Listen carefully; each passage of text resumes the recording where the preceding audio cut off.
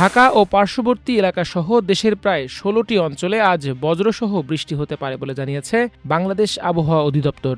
একই সঙ্গে দেশের বিভিন্ন অঞ্চলের ওপর দিয়ে ঘণ্টায় ৪৫ থেকে ৬০ কিলোমিটার বেগে দমকা বা ঝোড়ো হাওয়া বয়ে যেতে পারে বলে অভ্যন্তরীণ নদীবন্দরগুলোকে ১ নম্বর সতর্ক সংকেত দেখাতে বলা হয়েছে।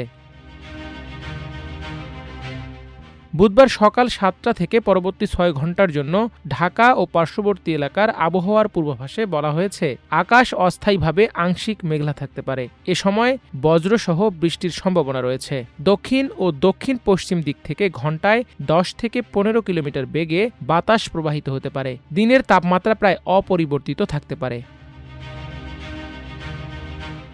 আবহাওয়া অধিদপ্তরের তথ্য মতে আজ সকাল ৬টায় ঢাকার তাপমাত্রা ছিল ২৮ ডিগ্রি সেলসিয়াস এবং আপেক্ষিক আর্দ্রতা ছিল ৯০%। গতকাল ঢাকার সর্বোচ্চ তাপমাত্রা ছিল ৩৪.২ ডিগ্রি সেলসিয়াস। আজকের সর্বনিম্ন তাপমাত্রা রেকর্ড করা হয়েছে ২৭.৪ ডিগ্রি সেলসিয়াস। গত ২৪ ঘণ্টায় ঢাকায় ২ মিলিমিটার বৃষ্টিপাত হয়েছে। আজ সূর্যাস্ত হবে সন্ধ্যা ৬টা ৫০ মিনিটে এবং আগামীকাল সূর্যোদয় হবে ভোর ৫টা ১২ মিনিটে।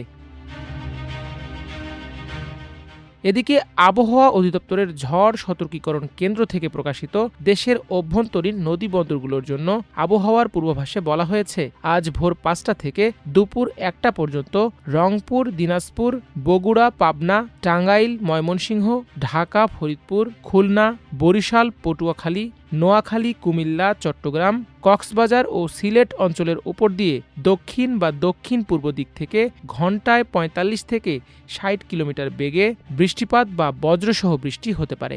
একই সঙ্গে অস্থায়ীভাবে দমকা কিংবা ঝড়ো হাওয়া বয়ে যেতে পারে। এ কারণে এসব এলাকার নদী বন্দরকে ১ নম্বর সতর্ক সংকেত দেখাতে বলা হয়েছে। অন্যদিকে গতকাল রাতে প্রকাশিত সারা দেশের সম্ভাব্য আবহাওয়ার পূর্বাভাসে বলা হয়েছে আজ সন্ধ্যা ৫টা পর্যন্ত রংপুর, ময়মনসিংহ, চট্টগ্রাম ও সিলেট বিভাগের অনেক জায়গায় এবং রাজশাহী, খুলনা, বরিশাল ও ঢাকা বিভাগের কিছু কিছু জায়গায় অস্থায়ীভাবে দমকা হাওয়া ও বিদ্যুৎ চমকানো সহ হালকা থেকে মাঝারি ধরনের বৃষ্টি বা বজ্রসহ বৃষ্টি হতে পারে।